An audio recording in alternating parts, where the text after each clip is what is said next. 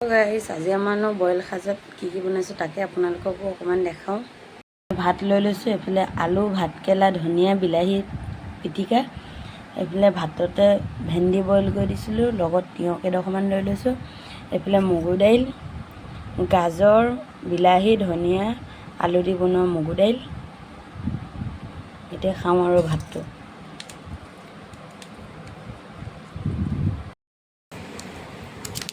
আমাৰ মোবাইল যিহেতু এটা, তাকে পিছবেলা মানুহজনক ভাত দিব গ'লে মোবাইলটো মই লৈ আহোঁ। আজি ল'ৰাটোক লৈ নগ'লোঁ, ল'ৰাটোক ভাত খুৱাই শুৱাই দিলোঁ, অকলে গৈ আহিলোঁ। মানুহজনক ভাত দি আহিলোঁ, এতিয়া মই ভাতটো খাই লৈছোঁ।